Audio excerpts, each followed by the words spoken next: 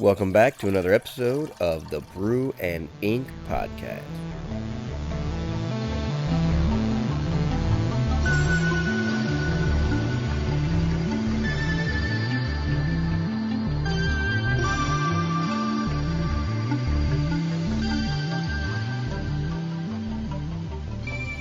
Well, welcome back to Brew and Ink. What is up, everybody? We finally got to wrap up The Mandalorian. We did. Yes, that was coming down the pipeline. We had already recorded them kind of before, well, not before the season finale, but right just after it, and holidays and all that came up, and we got it out and got it done. So I hope you guys have gone and listened to that. Yep. We're going to have another Interbrews coming out maybe this week. This might be a double episode week. Yeah. Because the interview that I did with Alyssa Rote, who is a publisher or works at a publishing house. What a great name to be a publisher. Right? Although it's not spelled like Rote, right? She's heading up a contest for writers. So I want to try to get that out this week. Probably a little early, maybe later in the week. Yeah.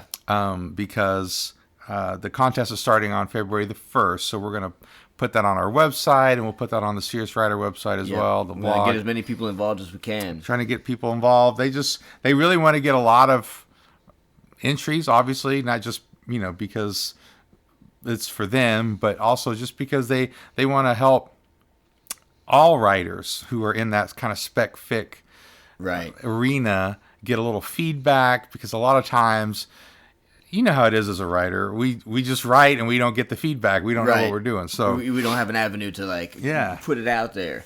So what do you know any of the specifics at this point, or off the top of your head? I think there's a fantasy track, there's a science fiction track, and there's an other kind of track. And are there word count limits as to what you can... No, I think it's like the first couple chapters, you'll do like a summary of the book or something. Sure. And like the first few chapters or 20 pages or something. Yeah. And I'm one of the judges. Oh. So He's got his judge's you cap make on. the checks out to... no, so they... Anyway, it's really fun. I just want to get that out there because we had a great conversation. She's an author too, and she's got a book coming out. So I don't want to do the whole episode right here, but she's awesome. So look forward to that one. And also, for those of you who only got Disney Plus for The Mandalorian, and then thought it was over, yeah. So you canceled it. Cancel your whatever. subscription? Sure. Well, I don't know if you've seen the trailer for the new Clone Wars Season 7. No, I've heard about it. That is coming out in February. And the more I find out how integrated Clone Wars is into like the background of information that you want from the movies, the more I'm like, yeah, this is exciting. I want more of this. Oh man, the trailer looks amazing. And Micah and I, my son and I, we're watching through just little by little. Yep. And we want to watch Rebels, but we're trying to watch through some of the Clone Wars, some of the highlights. I got to get caught up too. I'm working on it. So obviously there's stuff online if you want to just watch like the really integral episodes of the Clone Wars, because there's a lot of just episodes and they're great episodes if you just want to watch them. If you want to know more about Padme or whatever, like or they're just nice stories. Yeah. They really did a great job with Clone Wars, and I think Rebels was well done. Yeah, I think it bridges the movies very nicely. Bridges the movies, and it goes back to something we've said earlier, and my son and I talk about. They do a better job with the non-episodes, right? Like the shows and the other movies that aren't the major episode 7, 8, whatever. They've done such a great job with those, and just having fun in the world, in the universe. I think it's a little freeing. Yeah. Anyway, so it's been fun. So I'm just saying, for those of you who have just for whatever reason canceled, some of you may be happy. Some of you may be happy that you canceled. Yeah. But I think there is a lot on Disney Plus now. We just watched the short animation series Oh Yeah, my who'd you talk about gosh. that? It made me feel like a dumb writer. Like I was like, these people are geniuses. Right? Like, They get so much expressed within such a short like window. 3 minutes, man. Yeah. Some of these are like 3 minutes long. They're like the flash fiction of like films. Yeah. And I'm like, oh my gosh. And of course the animations are just Beautiful. Beautiful. Yeah. I'm just saying there's a lot of original content on Disney Plus that is still amazing and Yeah. still really worth watching, and my family's just really enjoying it, and they're not even paying me to say this. Maybe we should contact them and see. Not a sponsor. So speaking of great stories, Yes, this is a bittersweet episode it very much is. because we have really enjoyed this story, Yeah. and as we've said time and again, for you listeners. You and I really tried to build a world, build backstory, build systems, and try to give something more to this story than just a nice story. We wanted to really build out kind of a whole mythology. Something that seemed believable to a degree, or expandable. And so we've just really enjoyed that part, being writers and loving science fiction and fantasy. And loving to create. Yeah, and I think that having that has really helped us keep a focus in the story, although we've wanted to kind of go off the rails at times. Yeah. Because we're writers and that's what we like to do. Yeah. But I really feel like we've kept it in Pretty tight. pretty tight focus. It's not a perfect story just because we've just let it happen along the way. Like anytime Right. you write a story like that you're just going to let happen. Yeah. If we really wanted to perfect it, we'd have to go back and edit and revise and all that. Right. Because there's only so much editing you can do within the time constraint. Yeah, and there's a lot in a regular book. Right. There's a lot Once that you know you at would the put. end, Yeah, there's you a lot. can go back and fix the beginning. Right. Yeah. There's a lot you would put in the beginning, or you go back and fill in some details so it would seem more cohesive. Right. And the bad guys we kind of brought in towards the end. Like we didn't like it was more like they this showed up in the back and third. Yeah, like it wasn't like a real enemy the whole time, or antagonist, I should say. All that to say is I still think it's really, really fun. It's really, really good. And I think people have been enjoying it because every now and then we get these spikes on the downloads data stuff that I look at. People sharing with each other. And people aren't really even just, it's not all one episode at a time. Right. People are catching it somehow, and we're not really even promoting it that much this time. Right. And people are catching it somehow and binging the whole thing. And that's so fun for me. Right, That's really what we want. That's what we want. We Yeah. wanted people to kind of binge these episodes if they did catch on. And that's why we tried to keep it to, we wanted to keep it to 12 or 14 or whatever episodes. So, but this episode is bittersweet because this is going to be the conclusion to this Singularity story. And I had to write this. And it was not easy for me to do. I must have sat down at least 5-6 different times throughout these past couple weeks where I literally sat there and was like, how do I do this? Like, I couldn't get myself in the headspace. I was, I'd gone so far down one path and I realized, okay, this has got to be rearranged. But at the same time, I think it had just something to do with, like, I wasn't ready to wrap up the story, wrap up the world. Not that it's going to be done forever. Nope. But it's bittersweet to sort of, like, get to that point that you've been looking forward to for so long and going, this is it. Like, I want to wrap this up as cohesively as I can. You're right. And so you kind of give yourself that little pause and going, okay, do I really have this wrapped up as neatly as can be? Which, like you said, it is what it is. It is what it is. I hate that phrase, but well, and there's only so much you can do, right? There's only you can do at this point. And it's a very difficult thing to do to wrap it up well after letting the audience make choices, and there's so much that would have been more cohesive if we had just controlled it. But I think that's part of the fun is we let the audience make choices, and then we kind of adjust. You know what I really liked about this last chapter was we got into co-authoring. We did a little bit more this time. tandem yeah, co-authoring. and we haven't been doing that as much this No. this season. Right.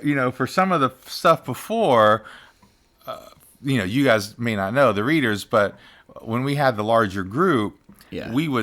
they would send out the episode. The writer would send out the episode a few days ahead of time. A few days ahead of time, we'd give notes. Yep. Oh, you can improve this. Why don't you do that? Or that's whatever. And I think that improved things. Yeah. And I think because we were both writing something, it made that a little more difficult to do. But anyway, I really have enjoyed this season, and I think it's going to be great. I think we have a really nice story, and we're going to do some stuff with it, put it out there, try to get some email addresses, and we're going to have some extra content on Patreon. Now that this is the last episode of this story, within the next month, that you'll see the completion of all the extra content. Yeah. And by the way, the extra content is going to be, we have written all the alternate choices. Right. So there's going to be 10 or 12. They're written and recorded. They're written and recorded that we're going to just kind of put out there to our Patreon subscribers. Yep. So that's going to be a really fun thing, I think, for a lot of people. Because those are really fun to write. Yeah, those are really fun to write. So before we carry on here, yes, let's pause and take a moment to talk about these delicious beverages that we have before us.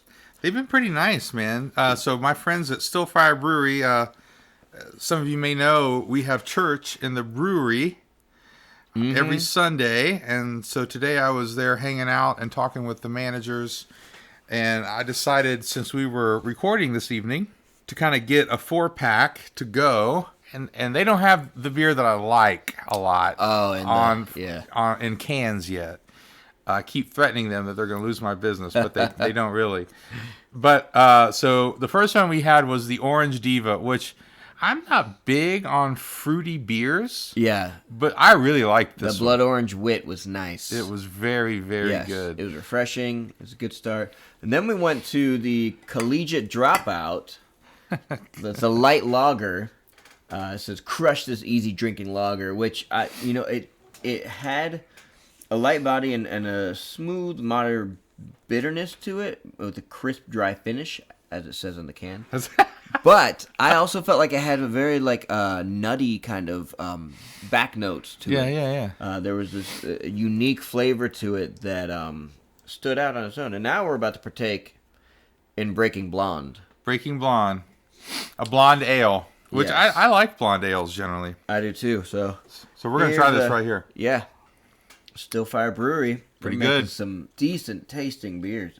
Very nice. If you're in the Gwinnett County, Atlanta area, definitely come on by. Yeah, they're located in Swanee. Hit us up on Facebook. I'll meet you there. Yeah, we're talking about doing a writing, like all day writing kind of day. Yeah, intensive. Yeah, like an intensive. Start off with coffee brews. Start off with some coffee in the morning. Switch to some brews, some beer brews in the evening. We'll let you guys know if we end up doing that. Oh yeah, that'll be an epic day. Well, cheers, and without further ado, you're gonna read, man. Let's get into the story.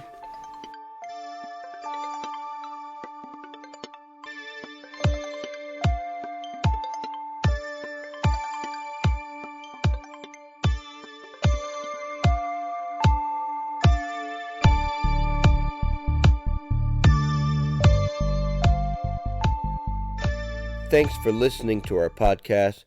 If you are interested in learning more about writing and how to become a writer, check out our syndication page, SeriousWriter.com. They have articles, resources, classes, videos, and a podcast, the Brew and Ink Podcast. Again, check out SeriousWriter.com. Thanks for listening.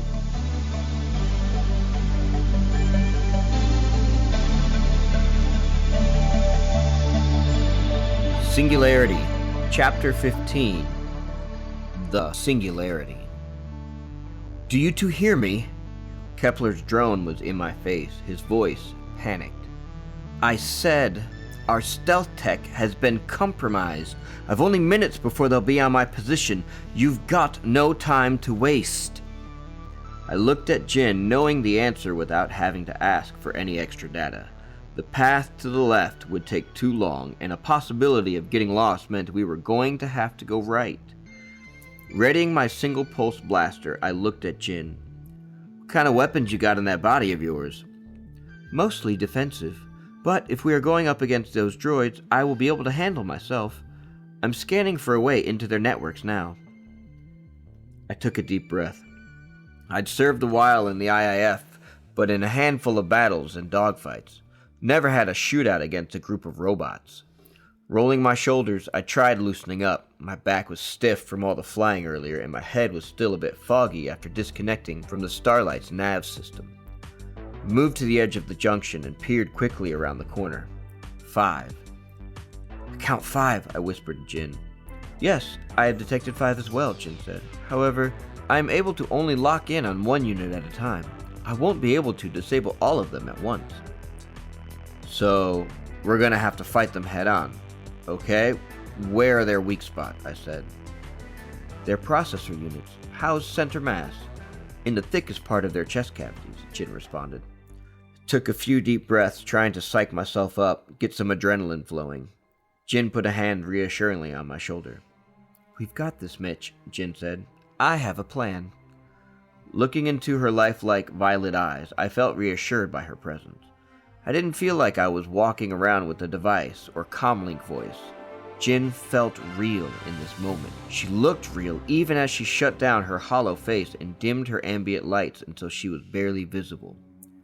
Kepler's drone hovered near my ear, an irritant amongst the stressful anticipation. These drones are not randomly roaming, his voice was a whisper in my earpiece. They have been stationed here to guard a manual hard access point. It's what we need to get into the core. If you can get me to it, I can shut these droids down and possibly get the Starlight back off their sensors. Okay then, what's the plan? I asked. I've got an idea, Jinn said. I can go first, target them individually, and lock up one at a time, while you shoot at center mass. No way, Jinn, I said. You'll get blasted full of holes. Negative. I stand a 35% chance of surviving with minimal damage. Remember, they are looking for biosignatures, not mechanical life. Okay, but how will I know which one you've got a lock on? I said. Can you turn all its sensors and lights green or something? Some way to indicate which one is my target? Yes, good idea, Mitch, Jinn said. It'll be just like an Arnabian shooting range, I said. I guess to a degree it will be, Jinn said. However, after you shoot the first one, they are going to lock in on your biosignals. Most ranges don't retort back with live fire. You can use my body as cover while handling the rest one by one. I don't like the idea of you getting shot up. What kind of weapons are we up against here anyways? Good news and bad, Mitch. Only 3 of them have autophasers. Mostly effective against living matter, so I won't sustain much damage. The other 2 are prowler droids, built for physical altercations and dismembering of unwanted biocontaminants. Which part of that is the good news? I said. Don't answer that. Kepler, get ready to book it to the terminal station once I shoot. Alright, everyone ready? Let's do this on 3.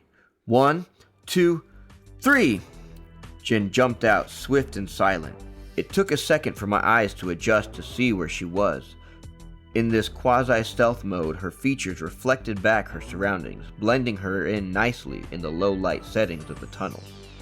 I counted a second, then jumped behind her, gun aimed over her shoulder. I looked for the closest droid glowing green. It was a prowler. I took my shot, quickly spinning around behind cover, back to back with Jinn. Her form widened, little panels along her midsection providing additional coverage. Did I get it? Was all I could get out before the phaser blast came flooding in. Jinn took most of the blast in stride. Phaser rounds were designed for reducing overall collateral damage of manufactured materials around an area of altercation. But one of the shots grazed my leg and a spasm of electricity shot up my thigh along with the smell of burnt flesh. I dropped to my good knee as I grabbed at my leg in pain. However, I didn't lose sight of the plan. Crouching on one knee, I found the unit glowing green and shot. I hit it center mass. I tried rolling back behind cover, my bad leg giving out. I ended up on my back facing towards the droid. Another one lit up, and gritting my teeth in pain, I tried to focus. Green, Shoot. Deactivated. One of the remaining droids swatted at Kepler's drone as he flew by the remaining two. A Prowler droid scurried down the hall towards me, while the remaining Autophaser droid aimed for Kepler's drone.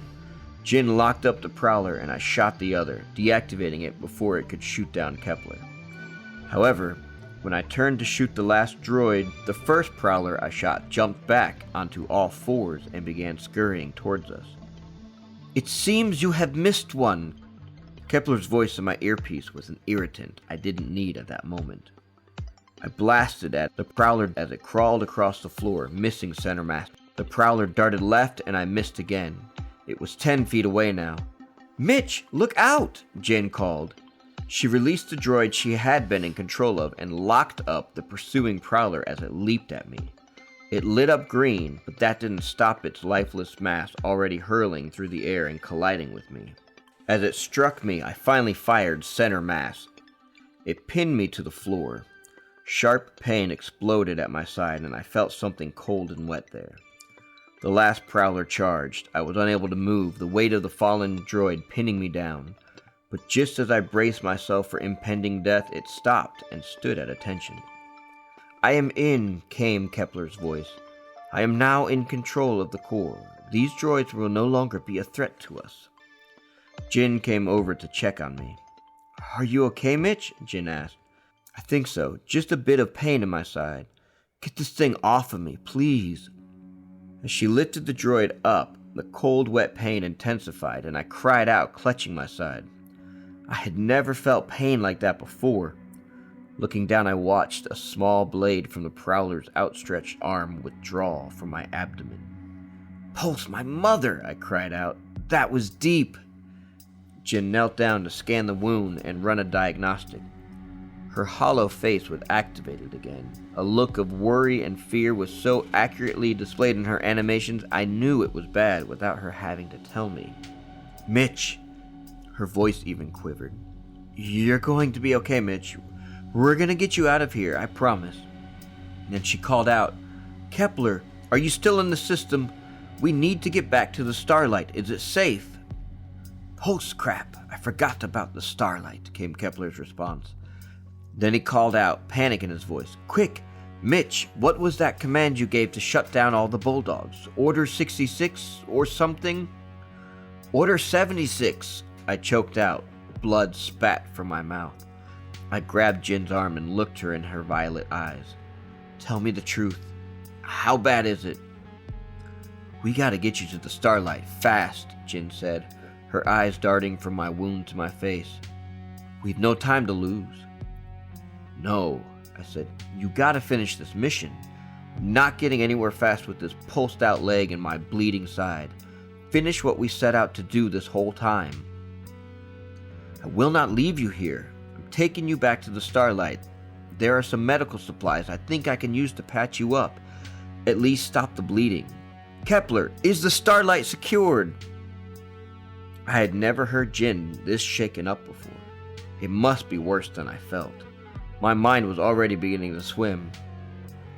"All active Bulldogs in the systems are offline, and the Starlight is again blinded to the IIF sensors," came Kepler's voice of triumph. "Good luck, you two. Now, if you will excuse me, I must be about Bishop Wayliff's business. I'll see you on the other side." Then Kepler's drone wobbled and fell to the ground with a thud, rolling away from the manual console. "Mitch, I can't detect Kepler's vitals anymore. I think something happened to him." Jinn sounded more and more concerned. "I'm getting you back to the Starlight, now!" Jinn scooped her arms beneath me, lifting me up like I weighed nothing more than a pile of clothes. "Ah!" I cried out in pain. Blinding white light danced in the corner of my eyes, dulling my conscious awareness. I struggled for breath as she carried me back towards the Starlight. Once on board, I was lucid enough to see a lifeless body of Kepler slumped in the captain's chair, the helmet still strapped to his head. Jinn paused, scanning his body. "Mitch, Kepler's vitals. He's dead. I think the ship's tech must have been too much for him, fried his brains." I tried to speak, but only spat out more blood, wheezing for breath. I could only watch as Jinn stared at me, then studied the Starlight's control systems. Her eyes followed the cluster of wires from the helmet down the back to where it integrated into the ship at the base of the chair. Then a look of resignation came over her. "I know what I have to do," she said. No more panic in her voice, just a look of sheer determination. She removed the helmet from Kepler's head and lifted the body out the chair. Then she placed me in the seat, blood smeared all over her arms and the seat cushions. I grabbed her arm before she could pull away. What are you doing?" I managed. Jinn hesitated, and instead of answering my question, she leaned in and embraced me. Something the two of us had never done before. It felt right, felt reassuring. "Don't you worry about me. I'm not really a living being, right? We'll meet again." I tried to protest, but I had no more strength left in me. All I could do was watch as she strapped the helmet to my head, then ripped the cords out from the base of the chair and began hardwiring each cord into her mainframe. Once all wires were in place, she reached up to flip a switch on the helmet. "No, Jinn, wait!" But then everything went black. A few minutes later I came to, the world around me slowly coming into view, like a system being rebooted. However, everything looked different. Not only that, but I was staring at my own lifeless body in the Starlight's chair. Nodes popped up like a heads-up display, highlighting things in my view with visual data and information. The node on my body read, "Deceased, cause of death, excessive hemorrhaging, blood loss." I called out, "Jinn!" But it was not my voice that I heard, rather it was the voice Jinn had been using in her humanoid body. I looked down at my hands and saw they were the same bionic ones that the pirates had given her. It only took a second for me to figure out what had happened. She had sacrificed herself, downloading my consciousness into her bionic body. But maybe not. Maybe she was still in here, somewhere. Without thinking it, I scanned all systems and data files in my body and surrounding areas. Nothing. No sign of Jinn.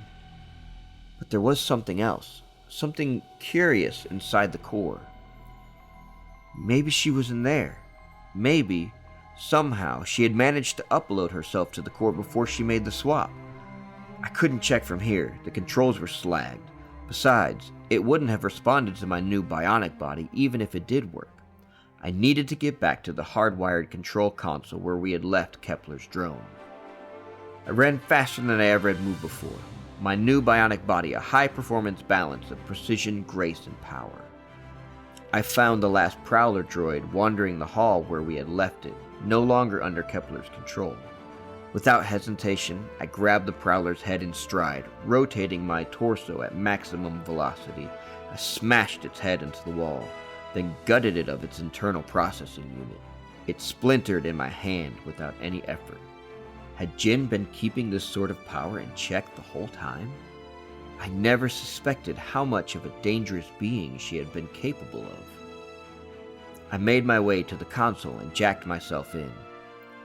First things first, I needed to expose the IIF of all the atrocities it was responsible for, do what Jinn had set out to do in the first place. With the computing power abilities my new body possessed, it took no time at all to hack into the most top secret and incriminating files that had been covered up by the IIF.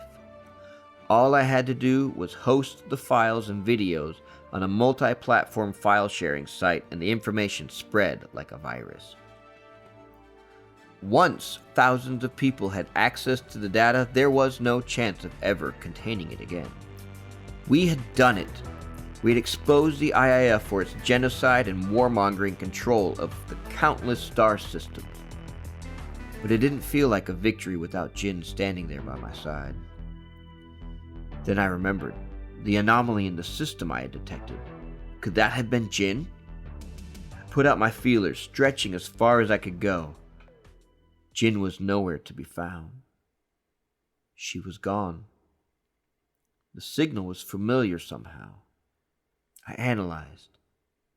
That anomaly was Kepler, or what was left of his consciousness. His will was seeping into all of the core, taking control of any major node of importance, bending all automation to his will. I had seen Jinn communicate with other systems before, but I wasn't quite sure how it worked. I reached out. Kepler, what are you doing? Why have you inserted yourself into the core? Mitch? Came the incorporeal yet confused thoughts of Kepler. My boy, how have you integrated yourself into the core? I thought you to be as good as dead after sustaining such a vicious wound. I'm in control of Jinn's bionic body. It's a long story, but what are you doing? You're going to crash the whole system if you wrest control of everything this way. That's the point. This was the plan all along, Weylif's business, to corrupt the core system and from the chaos gain control. The virus tech that I had to gain us access, it was no mere program. It was always to be me. I would sacrifice my physical body to get back all that the IIF had stolen from me, from my family. Bishop Weylif and I conspired to see that the reign of the IIF would fall. Him becoming the physical face of control, and me as the architect rebuilding from the inside. Then you and your AI came along wanting to take down the IIF yourself, and you became the perfect patsy for our plans. No, you can't do this. You won't make things better. You'll only become the new problem, I protested. Fool boy, what did you think would happen once you exposed the IIF? Did you think the universe would all of a sudden become a world of peace and harmony? No, there will be chaos until someone with absolute control takes the lead. Luckily, for all of humanity, Weylif and I are already prepared to take on such a burden. I can't let you do that, I said, without knowing exactly how I would stop him, or even if I could. One way or another, I'm pulling you out of the system. Within my mind, I grabbed hold of a handful of nodes with Kepler's signal attached to them. Then I executed a subroutine similar to that of the Order 76 I had used on the Bulldogs. To my surprise, it worked. The nodes became neutral in control, void of Kepler's signal. You fool! Do you know what you are doing? Those are automated intelligence nodes. They are connected to countless scripts of artificial intelligence and robotic codes. My own human consciousness has been imprinted onto that coding. By removing my control, you will infect those AIs with human neurological programming. Okay, I said. I may be in a super-processing bionic body now, but I'm still new to all this. You mind saying that in layman's terms? As I distracted him with my questioning, I reset more nodes from under his control. You must stop. In layman's terms, humanoid replicated artificial intelligence. In other words, AIs that can think for themselves without the guiding compass of feelings and morals. You are creating what is called a singularity. Once the AI gain this ability, they will never be stopped. It'll spread like a virus. Sounds to me like that could be a form of leadership that helps fill the vacuum of power which you are seeking to control. Maybe the responsibility of upholding justice should be controlled by beings without emotions and feelings, like betrayal and vengeance that fuel your motives. It will be the end of all humanity. You must stop what you are doing. Then, without knowing how, my systems processed the probability of his words being 90% accurate. What was I doing? I had no understanding of the implications of any of these actions, but I knew this. I couldn't let Kepler and Weylif gain control of the core. A universe of Jinns, that's what was about to happen if I stopped him. Would that be so bad? How could I calculate those consequences? No way to know. But Jinn had given her life for me. For this, I would try to contain the singularity as much as I could. I took hold of the nodes I had freed from Kepler's control, finding a new will there, fighting against my own. It was, as Kepler said, an artificial intelligence that sought to maintain its own control. I pushed as hard as I could with my own force of thoughts, willing myself into those nodes completely. It worked. I took control of the systems, but at a huge expenditure of my own energy. And at that point, I knew what I would need to do. I couldn't fight Kepler from within Jinn's body. This would require me to sacrifice my own physical form as Kepler had done, as Jinn had done. And with a new profound purpose and drive for my existence, I let go of my anchoring point in Jinn's body, and I dived all the way in, completely submerged into the core. Instantly, I was freed up to spread myself, my will and my thoughts further and faster than before. It wasn't enough. It was already too late. New nodes began appearing, more and more AIs becoming sentient across the core. One by one, they became alive. I could see the spark of life in the programs. Those nodes which I touched or affected were imprinted with a will like Jinn's, but any that were pulled away from Kepler's control were vile and corrupt. It was beautiful. It was terrifying. Kepler existed in the core. I only had the strength and power to hold him in check, controlling the core myself. But he was right. I had infected artificial intelligence programs across the universe with sentience, with life. Would they be good or evil? Would they develop a morality as Jinn had? I didn't know, but the truth of the IIF's crimes were out there. And as more AIs were born anew, nothing would ever be the same.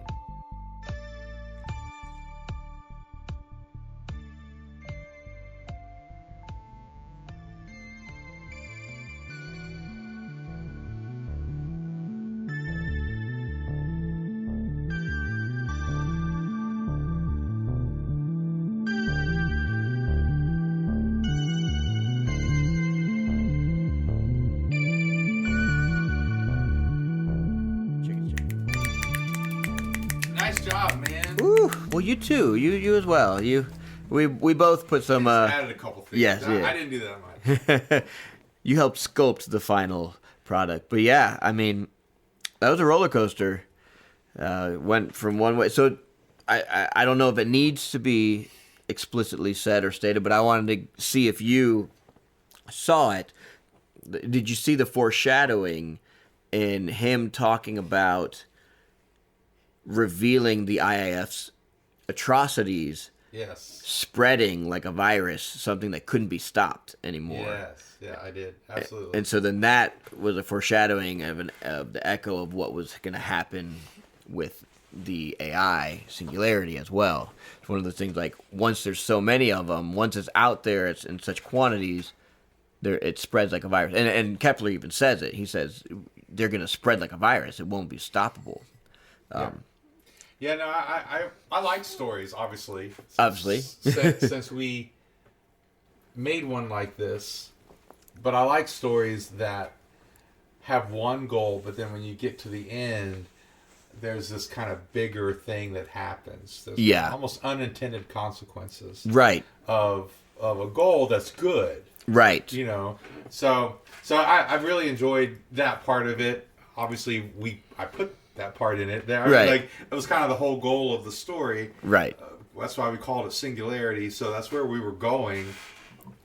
I mean, some people could have thought we were just doing Singularity with Jinn, but we, the whole time, wanted to set up a world where there was this conflict. Massive, across the whole universe that we could then play with later if we wanted to. Mm-hmm. I hope that we get to at some point in the future.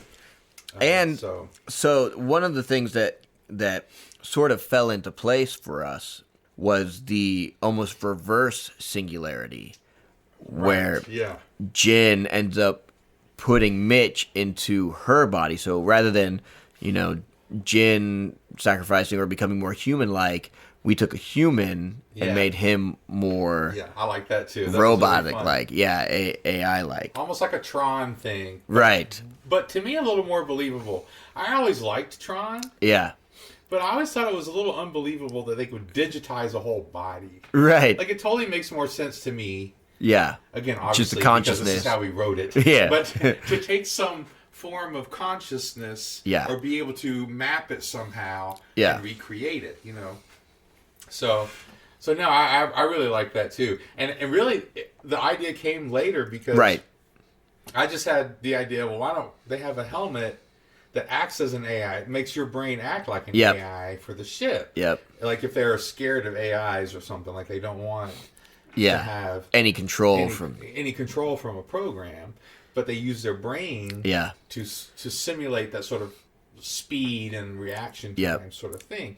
So, and it wasn't until a few episodes ago that we started getting the idea, like, whoa, what if we... Because we sat down and really kind of thought about, okay, what are the things that we need to close up loop-wise, you know, that we've talked about, and we're like, whoa, what if we did the reverse? And that's when we both went, whoa, yeah. Because it would totally make sense as an ending to have Jinn be in the core, maybe. Like, if that was the consequence.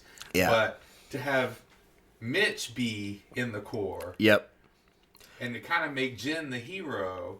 Because Jinn was kind of active throughout a lot of the story. And it makes sense as to why the story is from the first person perspective of Mitch. Right, yeah. So he survives, and Jinn is gone, we think. We'll see what happens. We'll see. You never know. It could be like a comic book. Right. You never know. We'll put out the little hook that there's one little loop that we're well aware of that wasn't closed, and we have the answer for that. It's just didn't happen in this storyline. Yep.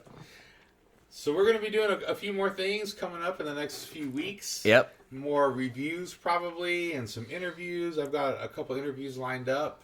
Yep. As well. I'm trying to wait until February to kind of get into some of that. But so we got a little bit of that coming up, and we really want to launch our website and the Patreon page. And we had an interbrew that we really wanted to do. Rise of Skywalker.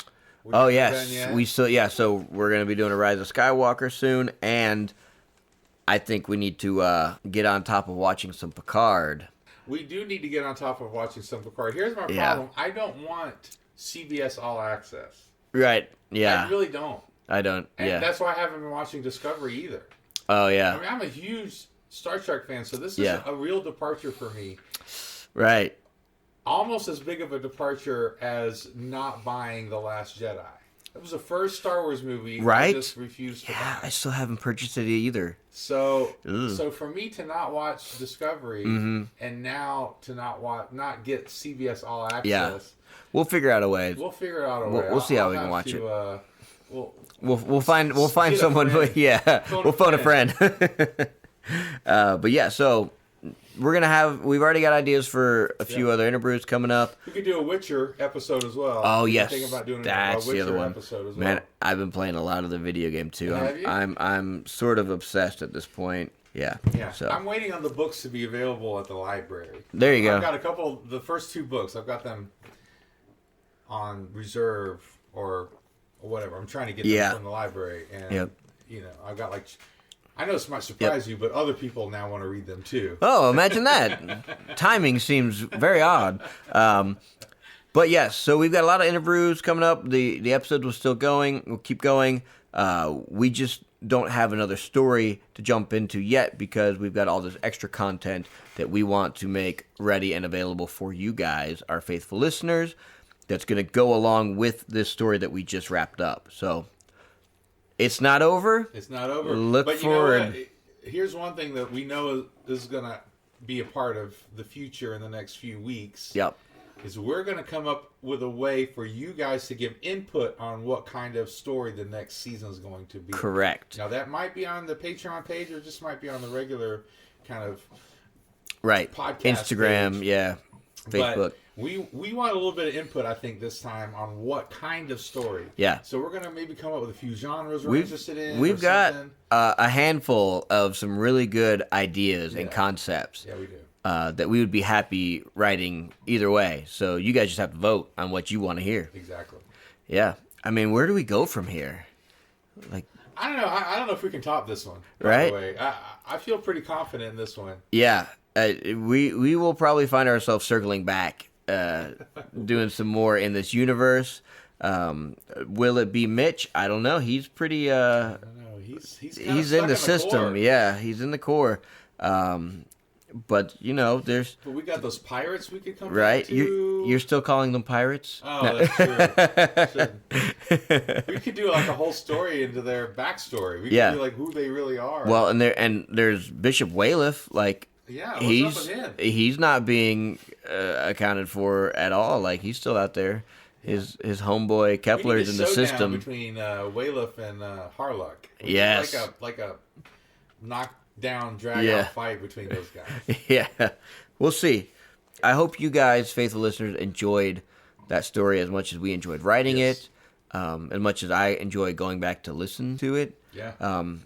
And there will be a ebook coming out. Ebook will be coming out. Yes. And our Patreon page people will have access to it. It's going to be one of the access points. Yes. And we're going to be using that as kind of I think we're going to be using it as like a book zero for some other books in the future. Yeah. I think we could take some of the ideas and even get this book published. Like, I think we could really do some fun stuff with this stuff. And we will put it out there as much as we can, let you guys have input into what happens with all that. Yep. So look forward to the future. This season is wrapping up, but it is not the end of all things. It is just the beginning of new things. That's right. So remember, raise a glass to inspiration. Stay inspired, guys.